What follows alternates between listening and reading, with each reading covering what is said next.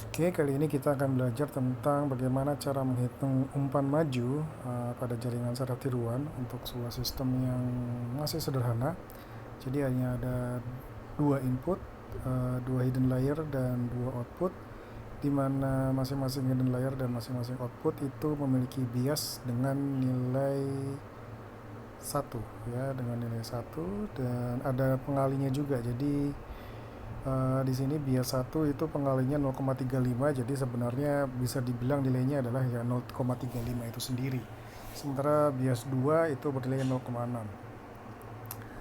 Nah, untuk kasus ini sebenarnya secara lengkap itu seharusnya dihitung sampai backpropagation.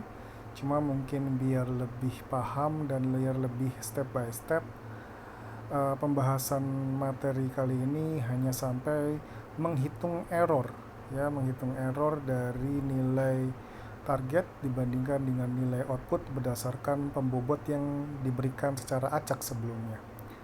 Oke, mungkin sebelumnya saya perlu tekankan bahwa pada jaringan saraf tiruan secara umum itu dibagi menjadi dua tahapan besar. Yang pertama adalah tahap pembelajaran, di mana backpropagation, umpan maju atau feed forward itu sendiri adalah bagian dari tahap pembelajaran yang fungsinya adalah untuk mencari pola dan mencari pembobot, yaitu dalam hal ini adalah W1, W2 sampai W8 yang paling sesuai untuk memetakan input ke output. Nah, setelah fase pembelajaran nanti akan ada fase penggunaan hasil pembelajaran, di mana input-input lain akan digunakan menggunakan bobot-bobot yang sudah diperoleh dari hasil pembelajaran, dan diharapkan memperoleh output yang sesuai.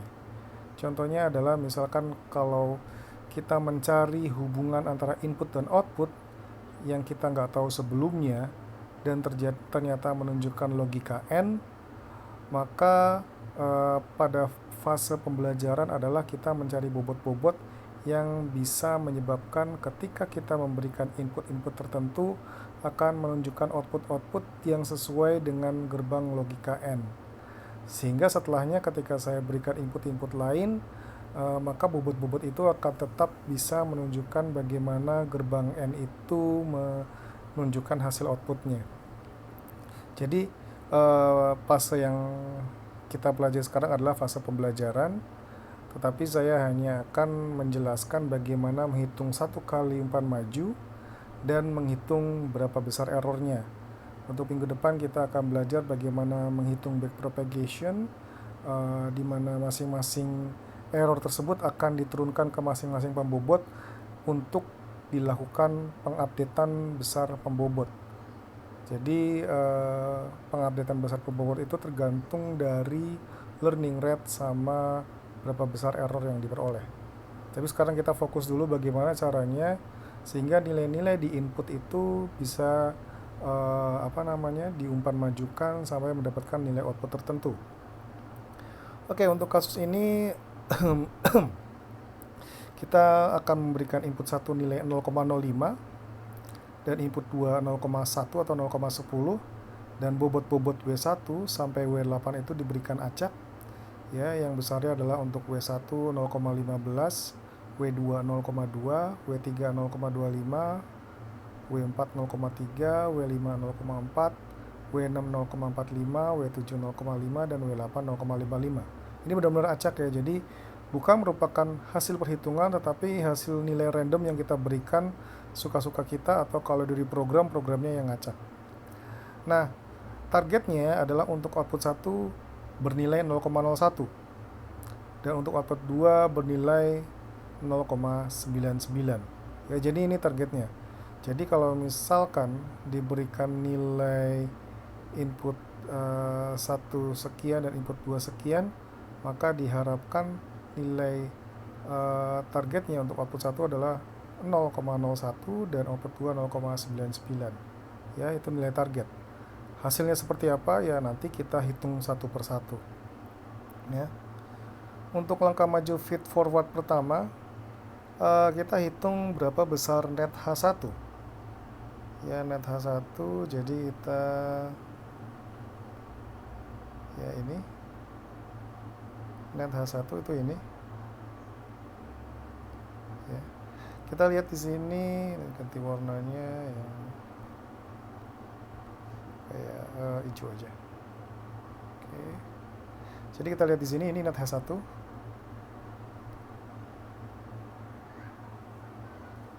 ya.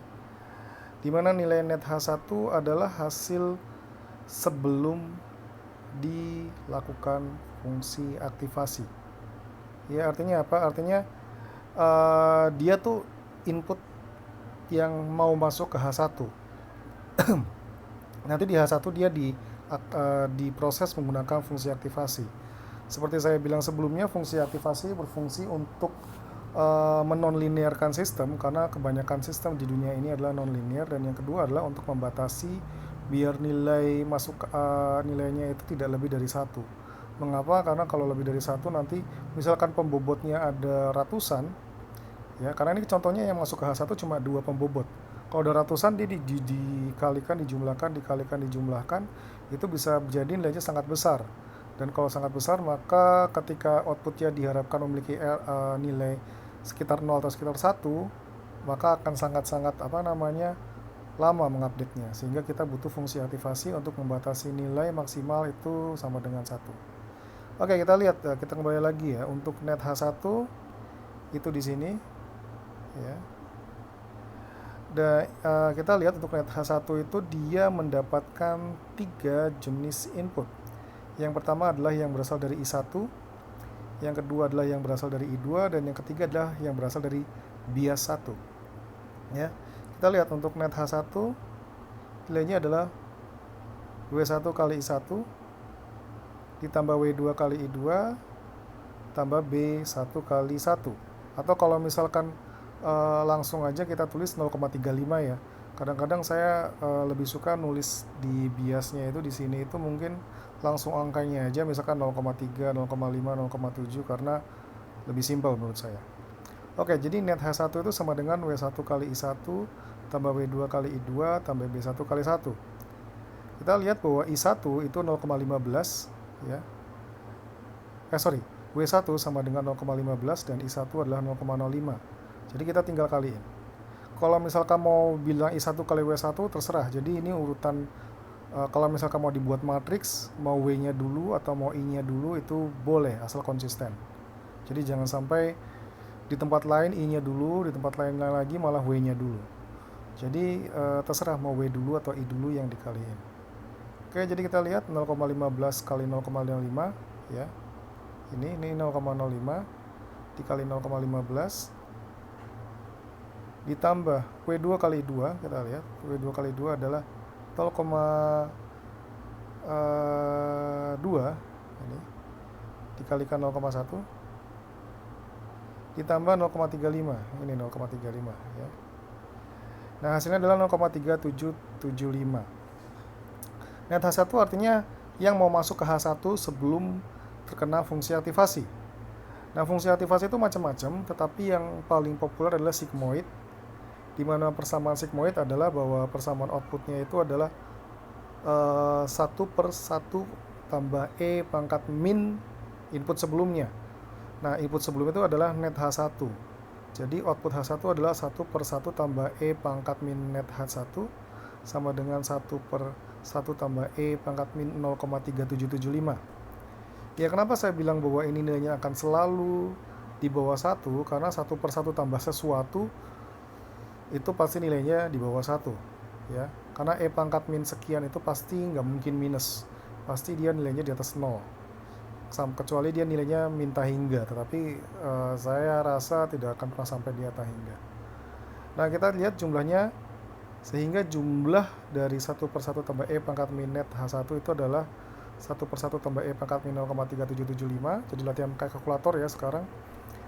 E pangkat min sekian itu gimana caranya nulis di kalkulator, karena nanti ujian ya kita akan pakai itu. Itu hasilnya adalah 0,593 ya. Itu out H1 ya. Jadi out H1 adalah yang nanti akan diproses selanjutnya menuju output. Sementara net H1 adalah yang belum masuk H1. Di H1 dia di fungsi aktivasi besarnya ini. Oke, untuk net H2 sebenarnya caranya sama persis seperti tadi ya. Jadi kita lihat di sini adalah W3 kali I1 ya. Jadi hati-hati jangan sampai salah ngaliin. W3 kali I1 lalu W4 kali I2 ditambah, kita lihat dia masih ditambah B1 ya, masih ditambah B1. Jadi kita lihat W3 nya adalah 0,25 ya, I1 nya 0,05 sama, lalu W4 nya adalah 0,3, I2 nya 0,1, I2 nya 0,1 ya benar, dan B1 nya adalah 0,35. Ketika kita jumlahkan proses semuanya hasilnya adalah 0,3925. Sama untuk H2, itu adalah untuk input H2, dia belum masuk fungsi aktivasi. Ketika kita masukkan ke fungsi aktivasi, hasilnya adalah 1/1 tambah E pangkat min net H2 sama dengan 1/1 tambah E pangkat min 0,3925, yaitu sama dengan 0,597. Ya, jadi kita bisa lihat bahwa out H1 dan out H2 adalah keluaran hidden layer 1 dan 2. Jadi kalau misalnya hidden layernya ada 3, 4, 5, 6, 7, 8, ya dihitung satu-satu. Itu baru dalam serial ya. Jadi kalau misalkan keluaran dari hidden layer 1 ke hidden layer yang lain, ya berarti makin banyak perhitungannya. Makanya walaupun komputer secanggih apapun, semakin banyak hidden layernya, semakin banyak lapisannya, semakin banyak jumlah inputnya, ya tentu saja makin lama prosesnya karena ngitungin satu-satu. Itu belum backpropagation, belum iterasi yang ke-1, ke-2 sampai sejuta kali. Ya jadi memang kalau pakai orang ngitung manual pakai iterasi pasti capek banget karena butuh waktu sangat lama, apalagi kalau inputnya banyak, hidden layernya banyak. Jadi kita memang biasa pakai program di sini. Nah, sekarang kita cari nilai output 1 dan output 2 ya. Jadi kita nilai hidden layernya sudah dapat. Hidden layer 1 nilainya adalah output hidden layer 1 adalah 0,593 dan output hidden layer 2 adalah 0,597. Sekarang cari nilai output 1 dan 2. Nah, nilai output 1 kita sebut net out 1, itu artinya yang mau masuk ke output. Ya, jadi belum menggunakan fungsi aktivasi. Karena keluaran output sama seperti tadi harus melalui fungsi aktivasi. Nah, yang mau masuk ke output 1 itu dinamakan net out 1. Itu sarannya adalah W5 kali out H1. Jadi W5 ini adalah keluaran dari pembobot yang menghubungkan antara hidden layer 1 dengan output 1 ya, dikalikan out H1. Jadi W5 kali out H1 ini, H1 keluarnya tadi kita udah hitung, dikalikan W5 ditambah out H2 dikalikan W6 ya. Ya, jadi hasilnya adalah 1,106. Nah, kita lihat nilainya di atas 1. Nilainya di atas 1. Tentu saja ini kebetulan kalau cuma ada 2 inputnya itu bisa jadi cuma 1, nanti kalau ada ratusan mungkin sampai puluhan juga. Nah, untuk keluaran out 1 itu harus melalui fungsi aktivasi dulu. Kita gunakan sigmoid ya, yang paling gampang.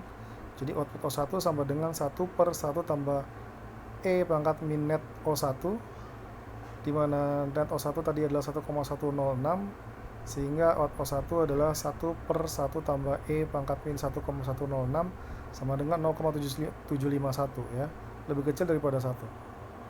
Net O2 sama ya, kita lihat di sini net O2 itu keluaran dari H1 atau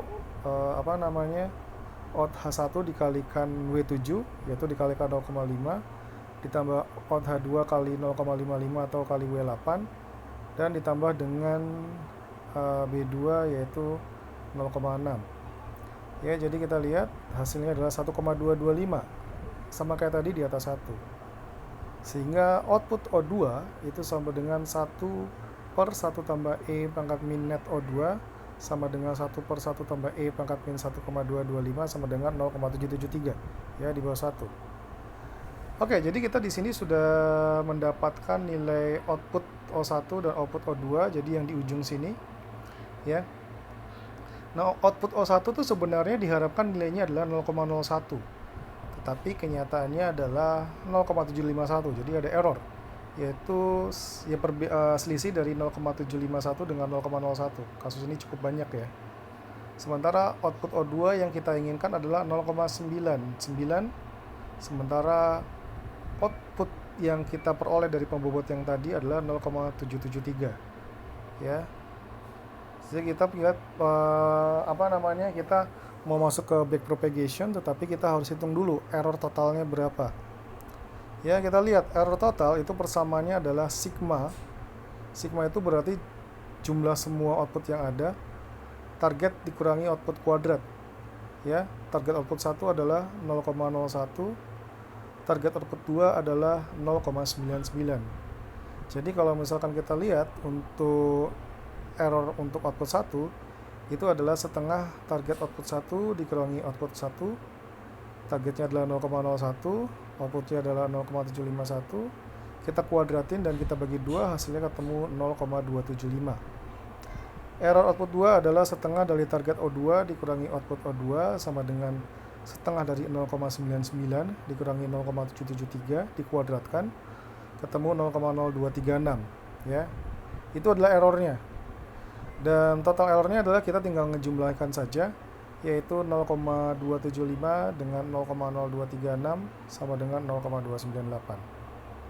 Ya, nah error inilah nanti di minggu depan kita bahas tentang backpropagation, itu yang akan kita bagi-bagi. Maksudnya gini, kalau misalkan setiap pembobot itu adalah memiliki kontribusi error.